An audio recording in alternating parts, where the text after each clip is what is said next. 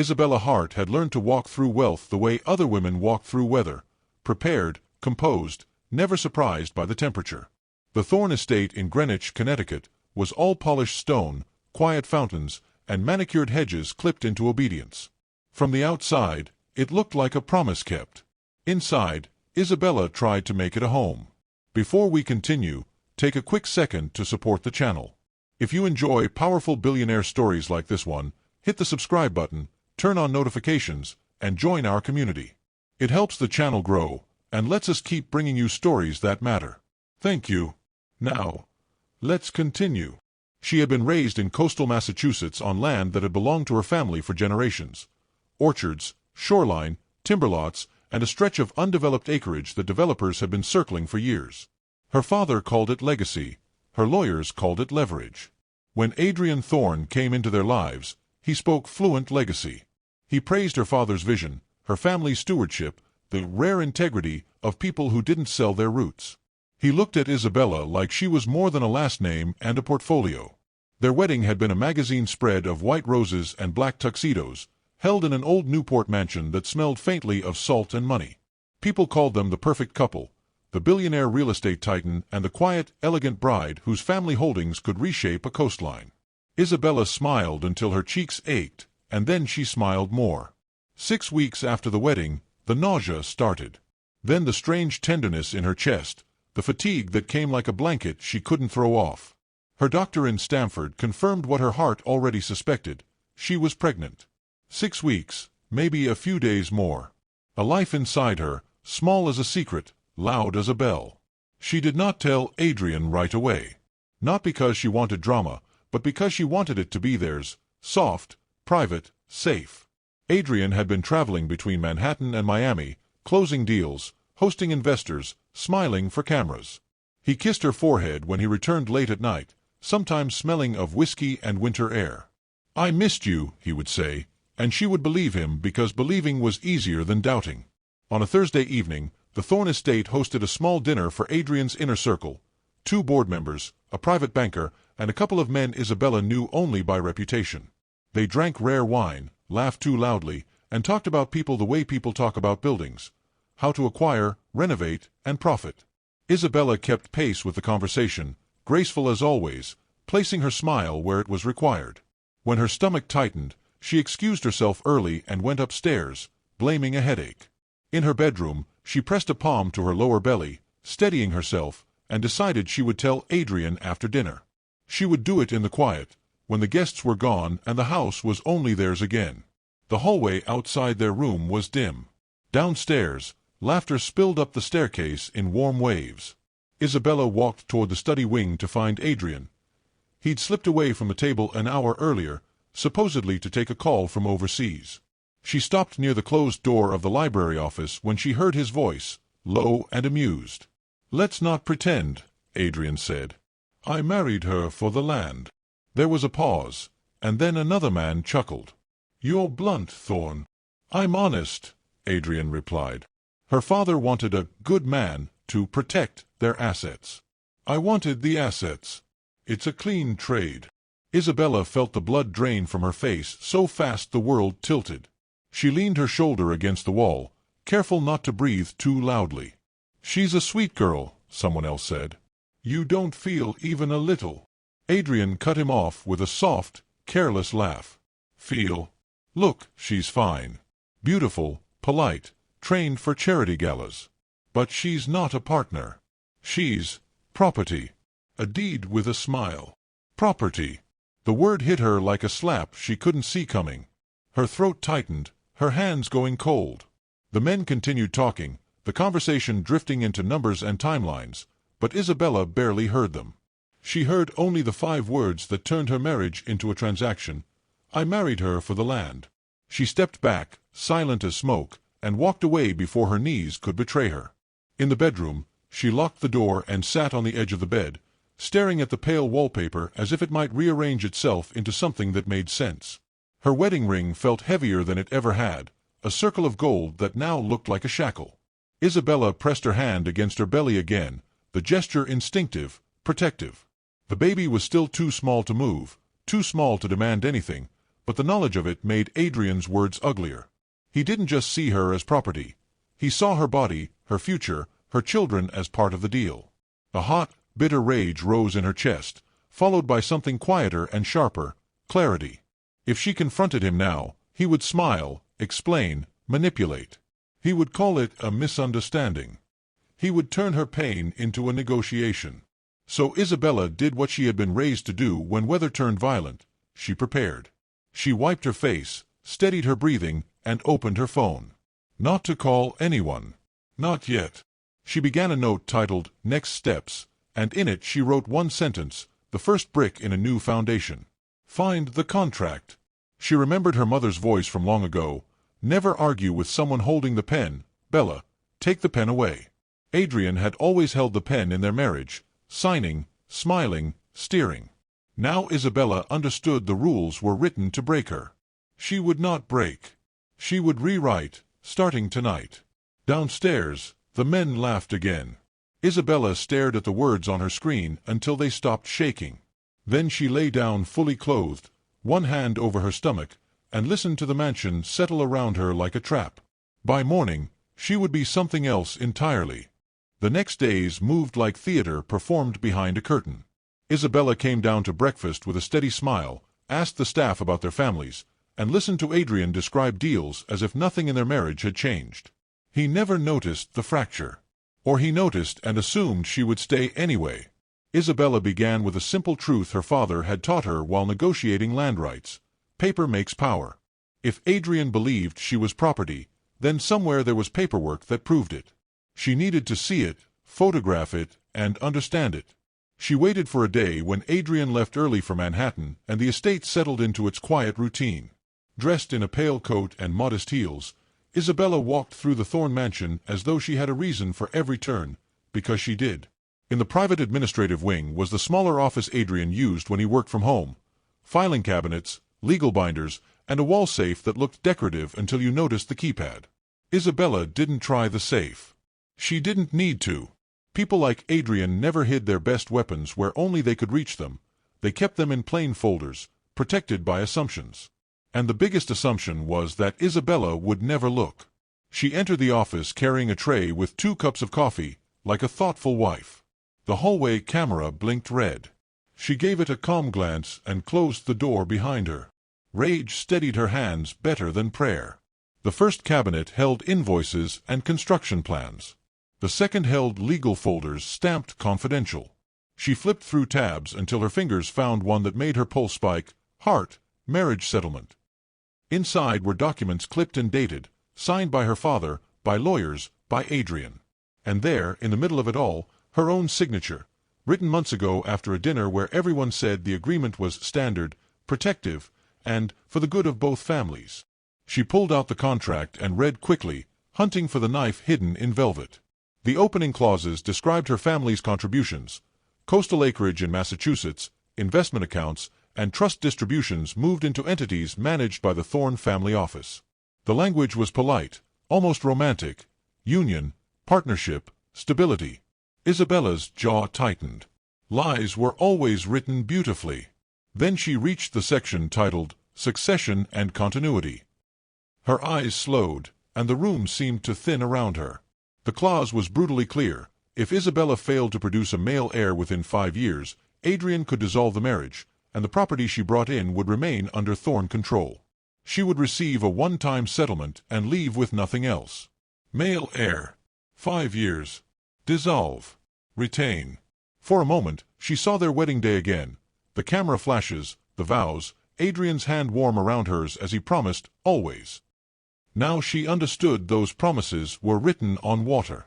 She thought of the baby, tiny and innocent, already pulled into a contract it never signed. Isabella pictured Adrian demanding reports from doctors, demanding certainty, demanding a son. The idea made her stomach turn. She folded the contract pages in her mind like origami, mapping every trap and every loophole. On her way out of the office she noted door codes, staff schedules, and which guards looked bored enough to miss details at all. Isabella pressed a palm to her belly. 6 weeks pregnant. She did not yet know whether the baby was a boy or a girl, But the contract treated her body like a machine that could manufacture the correct result on command. It wasn't cruelty by accident. It was cruelty by design. She kept reading, forcing herself to stay cold enough to learn. There were restrictions on what she could sell, how she could access certain funds, and a confidentiality clause that promised penalties if she publicly criticized Adrian or the corporation. Even her silence had been priced. Isabella took photos of every page, signatures, dates, schedules, then slid the papers back into place exactly as she found them.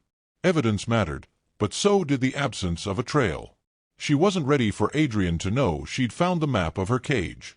A knock landed softly on the door. Isabella froze. "Ma'am," a housekeeper called. "I thought Mr. Thorne was away." Isabella lifted the coffee tray, opened the door with a calm face, and said, "I'm leaving this for him. He'll want it later." Her voice sounded normal, which felt like a miracle. The housekeeper nodded and moved on. Isabella walked back into the bright part of the house, and only then did she let herself breathe. That evening, Adrian returned, loosened his tie, and kissed her cheek like a man closing a deal. "You're quiet," he said.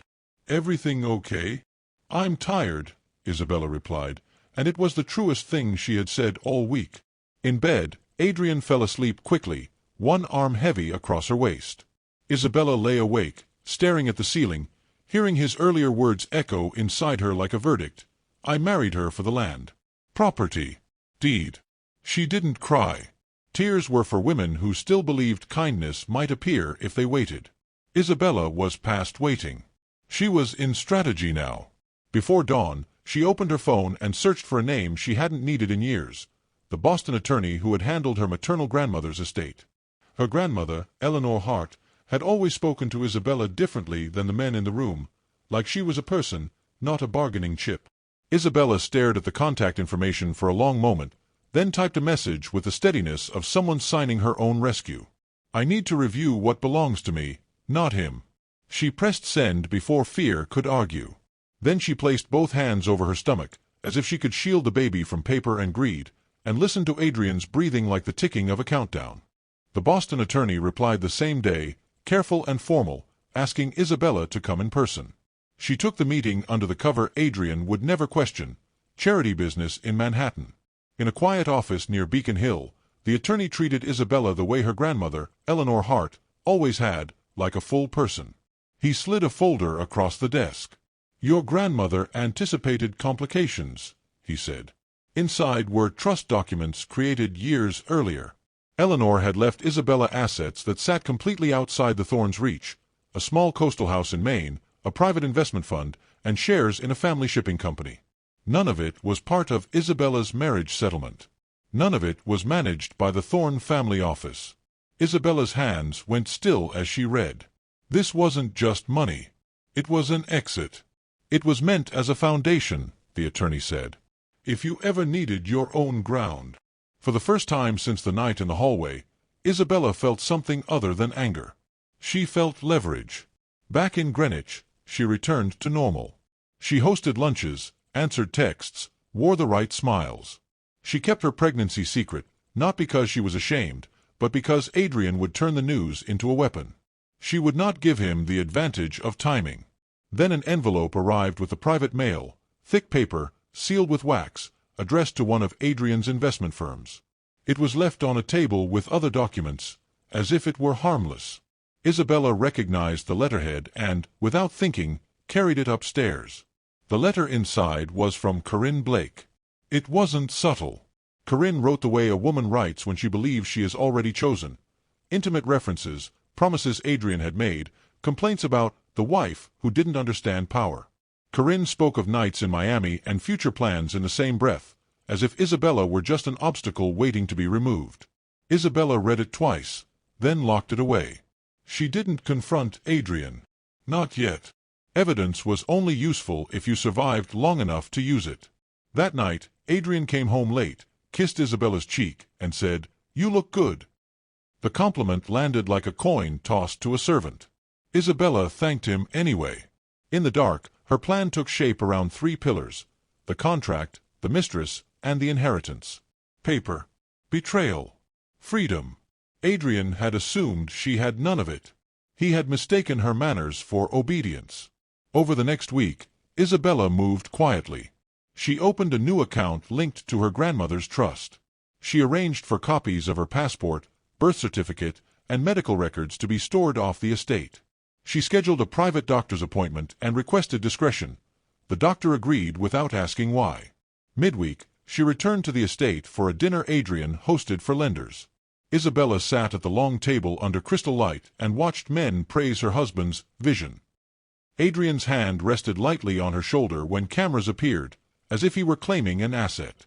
Isabella smiled for every photo, counting breaths the way her doctor had taught her when nausea rose. After the guests left, Adrian poured himself a drink and talked about expanding into the Carolinas, about legacy projects, about what their children would mean for the brand. Isabella listened without reacting, because reacting would warn him. Later, alone in the bathroom, she stared at her reflection and practiced the face she would wear when she finally left. Calm, unshattered, unreadable. She whispered to her stomach, "We're almost out," and the words felt like a vow. No one would ever own you. Not him. Not anyone, ever again. Then she wrote to her younger sister. Maggie Hart was 23, bright and romantic, newly engaged to a man Isabella didn't trust. Isabella refused to let Maggie learn the truth the way she had learned it, by accident, by pain, by humiliation. She wrote in longhand, "Maggie, never sign anything you don't understand. If a man asks you to prove your worth with what you can produce for him, money, heirs, silence, run. Contracts can be cages when the wrong person holds the key. You are not collateral. You are not a bargain. Anyone who treats you like one does not deserve your loyalty." She added one more line, the line she wished someone had written to her: "Love is not a transaction, no matter how expensive the ring is." She sealed the letter and arranged for it to be mailed from the city, not from the estate. Finally, Isabella wrote a second letter, this one to Adrian, and kept it in her desk drawer. In it, she stated facts without begging. She had heard what he said, she had read the contract, she knew about Corinne. She would be leaving. She would not be negotiated back. She did not mention Eleanor's inheritance. Some power stayed hidden until you were safely out of reach. She revised the letter each night until the words sounded like steel instead of sorrow. On Sunday, Adrian announced he was flying to Los Angeles for meetings.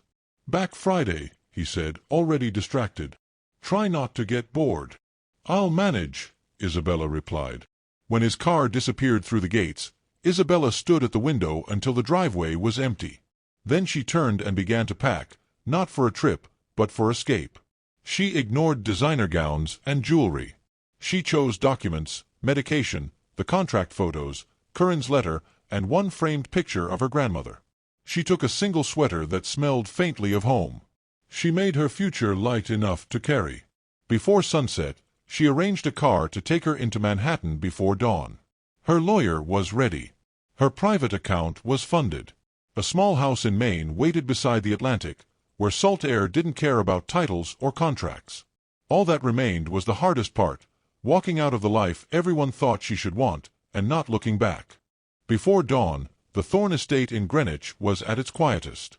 The fountain still ran and the hedges still stood in perfect lines, but the house seemed asleep, unaware that one of its most valuable possessions was about to disappear. Isabella dressed plainly: dark jeans, a cream sweater, a long coat. No diamonds. No gowns. She carried one small suitcase and a flat folder of documents. In the kitchen, a staff member looked up. "Heading into the city early, ma'am?" "Yes," Isabella said with a soft smile. "A meeting."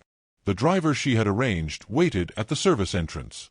The car rolled out before sunrise, before gossip could form. Isabella watched the mansion recede and expected drama, triumph, grief, panic. Instead, she felt a clean, quiet emptiness, as if a heavy coat had finally been set down. In Manhattan, she met her attorney, signed emergency filings to protect her grandmother's trust, and established formal separation. By afternoon, she was on the porch of a small white house in Maine, facing gray water and winter sky, breathing salt air that tasted like a new beginning. Only then did she remove her wedding ring.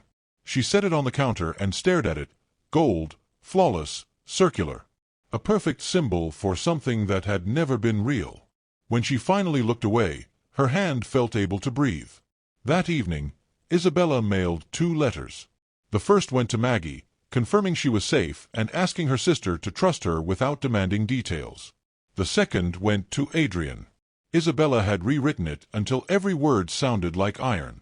She stated facts. She had heard his words behind the library door. She had read the marriage agreement. She knew about Corinne Blake. She was leaving, and all contact would go through attorneys. Then she wrote the sentence that mattered most. I am pregnant, and you will not control this child. Adrian's calls came quickly. First furious demands, then smooth apologies, then cold threats. Isabella answered none of them. Her attorney did. Isabella understood something Adrian didn't. The most terrifying power wasn't revenge. It was refusal. Weeks passed, and Isabella built a life in a house that was hers. No cameras she hadn't chosen. No staff she didn't trust. No contracts hidden in drawers. Adrian tried to hunt her down anyway. He sent a private investigator to the old Massachusetts shoreline parcels, assuming she would crawl back to familiar ground. He had a security firm scan hotel registries in Boston and New York, and he called her father with polished outrage, insisting Isabella was unstable. But Eleanor's trust had been built for storms. The deed in Maine sat under Isabella's maiden name, the accounts were routed through independent trustees, and her attorney shielded every address. Isabella changed her phone number, stopped posting online, and learned the small skills of a life without servants: making soup, stacking firewood, driving herself to appointments. A neighbor lent her a shovel after the first snowfall. Another left a basket of bread on her porch without questions. For the first time, Isabella felt rich in something Adrian couldn't buy: peace. At 12 weeks, she went to a clinic in Portland for an ultrasound. The technician smiled at the screen. "Do you want to know?" Isabella nodded, heart steady. "It's a girl," the technician said. For a moment Isabella couldn't breathe. Not from disappointment, but from the sudden clarity of it. Adrian had built his plan around a male heir, a brand extension, a legacy tool. And inside Isabella was a daughter, proof that life did not follow his instructions.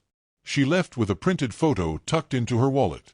That night she wrote to Adrian through her attorney, "The child is a daughter. Do not contact me again." 6 months after Isabella's escape, in the early hours of a stormy spring night, she went into labor. A local midwife arrived, along with a nurse from a nearby clinic. Sea wind pressed at the windows. Isabella gripped the sheets, breathed through the pain, and held on to one stubborn thought: nothing in this room belongs to him. When the baby finally cried, the sound was fierce and bright, like a match struck in darkness. The nurse placed the newborn on Isabella's chest. "A perfect little girl," she whispered. Isabella looked down at her daughter's face, red, wrinkled, furious at the world, and felt love rise in her so fast it almost hurt. She thought of the contract clause, the countdown, the men laughing behind a door, and she felt something close to victory. Not the loud kind. The quiet kind that lasts. "What's her name?" the midwife asked. Isabella had chosen it weeks ago, thinking of the foundation her grandmother had left her. "Catherine," Isabella said. "Catherine Hart." She did not give the baby Adrian's last name. In the weeks after the birth, Isabella settled into a new rhythm. Midnight feedings, soft mornings, walks along the beach where Catherine slept against her chest. News sites still posted photos of Adrian at galas. Isabella did not correct them. She didn't need to. Truth didn't require an audience to be real. When Catherine was old enough to focus her eyes, Isabella held her close and spoke the lesson she wanted her daughter to grow up hearing until it lived in her bones. Your worth is not what you bring to someone else's table. It is not your silence. It is not your body. It is not what you produce for a man who calls himself powerful. Love that demands payment is not love. Power that requires your shrinking is not power. As Catherine's tiny fingers curled around her thumb, Isabella felt the final piece settle into place. Adrian had tried to own her with paper. She had walked away with her life. And in her arms was a daughter who would grow up knowing that freedom was not a gift someone handed you. It was something you chose and defended every single day.